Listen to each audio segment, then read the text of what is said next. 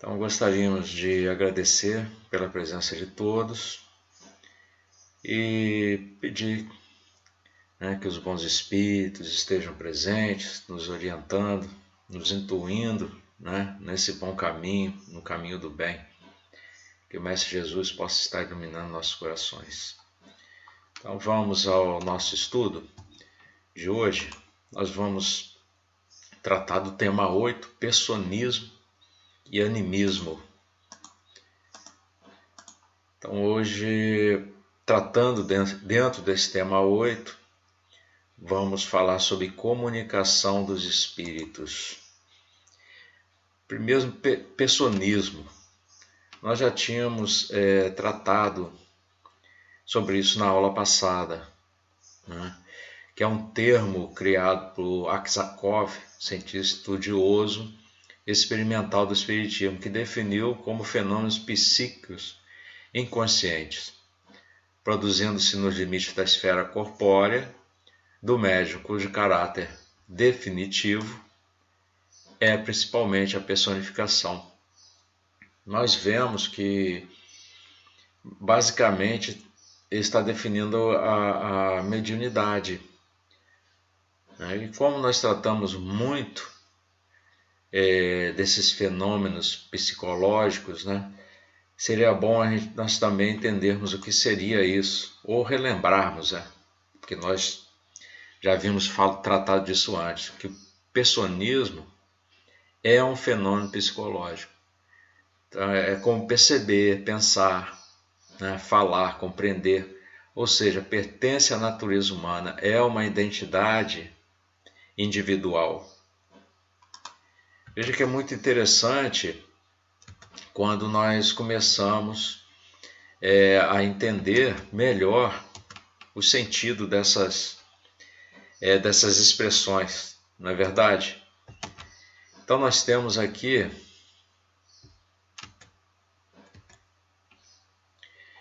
que dentro desse papel dos médiuns nas comunicações espíritas, para os médiuns escreventes, o seu estado durante o exercício da faculdade mediúnica não difere muito desse modo sensível, do estado normal. Então, já para outros tipos, pode ocorrer em um estado de crise e causar fadiga, necessitando assim de repouso. Então, vai depender muito do tipo de mediunidade ostensiva. Se ela é mais forte, mais fraca, se é só uma sensibilidade, uma intuição. No caso do médium escrevente, o exercício, conforme diz aqui, pode não diferir muito do estado normal. Se for um animismo, vai estar naquele estágio de torpor, você assim, meio sonolento, porque aí você vai estar recebendo do seu próprio espírito. Mas se tiver uma mediunidade ostensiva ali bem forte presente, você não entraria nesse estado. Tá? Então nós temos aqui, dentro do que nós podemos entender de animismo, essa definição aqui, que a alma do médium, quando goza de certa liberdade, pode se comunicar com outros espíritos, como se recobrasse suas qualidades de espíritos. Ou seja, como se você se transferisse para o plano espiritual. Então é por isso mesmo que alguns espíritos que se comunicam com o médium podem ser de espíritos encarnados, em certo grau de liberdade. Então veja, você caiu no sono, dormiu, seu espírito se liberta do corpo, momentaneamente, durante o sono. E você, esse seu espírito, que recobrou as qualidades de espírito, mas ainda está preso ao seu corpo, porque você não morreu. Você está apenas no sono. Você pode ir lá e se comunicar através de um médium. Então o médium ele pode receber espíritos também que estão encarnados. Só que o comportamento dele vai ser um pouco diferente, porque ali ele recobra as qualidades de espírito. Ele não está mais naquela situação que cai o véu, né, do esquecimento de muitas coisas quando estamos encarnados. Então, lembrando que nos falaram como espíritos e não nos falarão como espíritos e não como homens encarnados. É isso que eu acabei de falar. Então, e assim como outros espíritos podem atuar por intermédio do médium, o seu espírito também pode agir por si mesmo. Tá? Aí, nesse caso, é o animismo. Se você estiver naquele estado de torpor e de repente você recebe, vamos dizer assim, alguém vai perceber a sua atuação falando um pouco diferente. Mas, se for o seu próprio espírito, você poderá notar por algumas afinidades do seu próprio pensamento. Né? Se for uma psicografia, é só você prestar atenção no conteúdo da mensagem. Tem a mesma moral que a sua, tem pensamentos muito parecidos, né? Concordantes com o seu, com certeza está nessa direção do animismo. Né? Por isso nós devemos tomar cuidado. Geralmente no início sempre ocorre animismo, né? Até o médium conseguir conhecer a si mesmo, né? Compreender esses detalhes, né? E também com a ajuda, né, de outros mais experientes, você vai conseguir ir se identificando e identificando o espírito sofredor. Tá? Então, aqui é só uma figura, né, de exemplo, né, de uma reunião em que seria um animismo, né, vamos dizer assim. Tá? E ali você tem o doutrinador, né, que com certeza vai conseguir compreender isso, essa situação. Já no item 223 do capítulo 19, né, do Livro dos Médiuns, temos na questão 3, Kardec pergunta: como distinguir se o espírito que responde é o do médium ou outro? É justamente disso que nós estamos tratando aqui. De você, como que você vai conseguir entender isso? Você precisa de ajuda. É lógico, você não pode fazer nada disso sozinho. Mas nós temos uma grande orientação aqui no Livro dos Médiuns que nos ajuda a compreender melhor essa situação. Ele diz aqui: pela natureza das comunicações, e estuda as circunstâncias e a linguagem e distinguirás. Quando ele fala isso, nós lembramos do que eu acabei de dizer. Você tem que começar a analisar a comunicação, se foi uma psicografia, se não parece muito com seus pensamentos. É claro que toda a comunicação tem um pouco do animismo. Você não consegue se livrar dele. Mas você vai ver, vai deixar bem claro ali a sua moral, você conhece a si mesmo, né? Vai deixar bem claro o jeito de você escrever as coisas, de você pensar, né? De você calcular, vamos dizer assim. Né? E é o que Kardec está nos mostrando aqui, que pela essa natureza das comunicações, né? Estudar essas circunstâncias, estudar a linguagem para você poder distinguir. E ele fala mais que no estado de sonambulismo ou de êxtase é que principalmente o espírito do médium se manifesta. Porque então vai se encontrar mais livre. E no estado normal é mais difícil. Então ele diz aqui: aliás, há respostas que se não podem atribuir de modo algum. Por isso é que digo, estuda e observa. Somente essa análise profunda. Né? Por isso que é um trabalho que não pode ser simplesmente assim: eu tenho mediunidade extensiva, vou para uma mesa mediúnica. Não. Você precisa de muito trabalho, muito estudo, auxílio também de outros mais experientes, precisa de um bom doutrinador, né, estar presente. Né? Esse auxílio é fundamental, principalmente no começo, porque senão você pode cair até, conforme nós já vimos no estudo passado, numa conversa de algum espírito atrasado que esteja ali para treinar você. E você acaba se fixando com ele e não querendo deixar mais. Vai depender da sua moral, do seu caráter também. Não é verdade? Então vamos lá. Tem uma nota aqui importante, que quando uma pessoa nos fala, distinguimos facilmente o que vem dela, daquilo de que ela é apenas o eco. O mesmo se verifica com os médiuns. Então nós conseguimos identificar, nós sempre identificamos, o que ele está querendo dizer aqui, é que nós, quando escutamos alguém falar, nós conseguimos identificar, olha, é fulano de tal que está dizendo isso. Então, o mesmo vai ocorrer numa comunicação, depois que você se acostumar, até mesmo com aquele espírito que esteja dando comunicação, se ele retornar, você consegue descobrir que é ele que está retornando. Pelo jeito dele falar, dele passar as informações. Assim ocorre com você também. O seu animismo, você acaba descobrindo assim que é o jeito, né? De como você fala, dá para distinguir.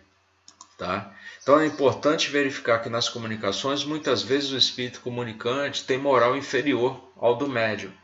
E, portanto, são comunicações inferiores. Aquilo que eu falei. Às vezes ele vem para treinar você. Você está no início, né? Você não vai ficar... você precisa passar por aquelas situações, né? Pode encarar como um teste. Agora tem que tomar cuidado. É só verificar o tipo de comunicação. Tem a mesma moral que a sua, é um certo comportamento. Tem uma moral mais baixa que a sua, tem que definir outro tipo de comportamento. Que você pode muito bem parar de psicografar. No momento que ele começa a trazer muita informação ruim ali, né, de baixa moral, você pode parar, simplesmente parar. Né? O que temos mais aqui então? Que é certo de que as mensagens recebidas sofrem influência no pensamento transmitido pelo espírito ao médium. Então, porque o espírito do médium, que é o intérprete, exerce por isso influência nas comunicações. Acho que nós já tínhamos visto isso no choque anímico, né, da vez passada, que sempre você passa situações suas para o espírito sofredor, para o espírito comunicante. Então vai ter, por isso que a gente fala que o animismo sempre vai estar ali presente, né, causando alguma perturbação ou alteração. E que se o espírito comunicante não lhe é simpático, o médium acaba por alterar substancialmente o conteúdo da comunicação. É assim o mau intérprete. Isso é outro problema. O médium, se ele... Eu me lembro que eu vi o Alberto Almeida comentando justamente isso, que ele estava com pensamento, numa situação, estava com pensamento e o espírito percebeu o pensamento, que não era muito bom para aquele espírito, e ele se afastou, o espírito se afastou. Mas não fez de propósito. Olha que é uma pessoa experiente, é um doutrinador experiente, mas serve como exemplo, né, conforme ele passou para a gente numa entrevista que aconteceu isso com ele. Eu achei muito interessante. Serve de exemplo para a gente tomar cuidado. Né? Que se o espírito comunicante não lhe é simpático, o médium acaba por alterar substancialmente o conteúdo da comunicação e assim ele pode se tornar um mau intérprete e o espírito pode até ir embora. Então, se o espírito do médium seria totalmente passivo, caso não misturasse nada de suas próprias ideias com o espírito, que seria o animismo, tá? Mas para aqueles que não são simpáticos, essa passividade não ocorre. E para aqueles o qual é simpático, e escolhido pelo espírito, a passividade é maior.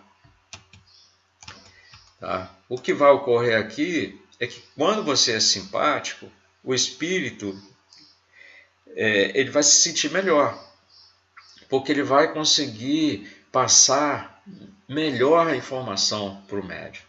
Ele vai ver que o médium está recebendo melhor a informação através da psicofonia ou da psicografia. Ele não está colocando muito do pensamento dele ali, não está adulterando muito a mensagem. E é assim que os espíritos superiores também escolhem os médiuns, porque ele vai escolher um que possa trazer a mensagem com um conteúdo quase que inalterável. Ele sabe que vai ser alterado de alguma forma. Que nem o Chico colocava, né? Querida mãezinha nas cartas, sempre tinha a querida mãezinha. Mas era um carinho, um animismo com amor, não é verdade? No item 224 do Livro dos Médiuns, nós temos o seguinte: salvo algumas exceções, o médium exprime o pensamento dos espíritos pelos meios mecânicos que lhe estão à disposição. E também que a expressão desse pensamento pode e deve mesmo, às vezes, as mais das vezes, ressentir-se da imperfeição de tais meios. Então, assim, o homem inculto, né, a Campônio, poderá dizer as mais belas coisas, expressar as mais elevadas, as mais filosóficas ideias, falando como Campônio. Porquanto, conforme se sabe, para os espíritos, o pensamento a tudo sobrepuja. Isto responde a certas críticas a propósito das incorreções de estilos e de ortografia, que se imputam aos espíritos, mas que tanto podem provir deles como do médium. Apegar-se a tais coisas não passa de futilidade. Entendeu? Sempre vai vir algo, vamos dizer assim, ou mais florido na mensagem, né? Ou mais maquiado, como alguns dizem. A mensagem nunca vai ser 100% do espírito. Ela vai estar sempre sofrendo alguma modificação, alguma interferência do médium. É por isso que precisamos estudar, fazer bastante. Não sei se vocês já leram sobre Ivone Pereira do Amaral, muita coisa ela teve que jogar fora, muito trabalho. Teve até trabalhos ali que ela fez que a federação não aceitou e o espírito depois veio e corrigiu porque faltava mais um conteúdo doutrinário. Então, tudo tem que ser muito bem verificado, feito, de repente refeito. Tem obras de André Luiz que foram refeitas, até mesmo Nosso Lar é um exemplo. Né? Não é o original, esse que nós temos à venda, né? Já foi modificado, entendeu? Pelo próprio Espírito depois, né? Para essa publicação definitiva. Então nós temos muita informação que é inserida na mensagem que é nossa, né? Devido ao nosso animismo. Então há de se ter bastante atenção. Então nós estamos terminando aqui, queria agradecer a vocês. A referência ao Livro dos Médiuns, dessa vez o capítulo 19, tá? E eu queria agradecer a vocês mais uma vez, pedir a Jesus que esteja sempre iluminando nossos corações, né? Que estejam todos com muita paz, né? Nossos amigos espíritas, aqueles que também não são, que estejam apreciando um pouco o nosso estudo, e lembrar que isso é apenas um resumo. Estamos apenas iniciando, aprendendo, na verdade, com tudo isso. Não somos grandes conhecedores. Eu mesmo sou um aprendiz, né, dentro da doutrina. E me desculpe se comentei ou falei alguma coisa aqui que tenha sido algum erro, algum engano. Né? Peço que me corrijam aí, né, nos comentários. Tá? Estudem bastante. E até a nossa aula na prática, aqueles que vão estar conosco na nossa aula presencial da próxima terça-feira. Tá ok? Um forte abraço a todos. Até a próxima.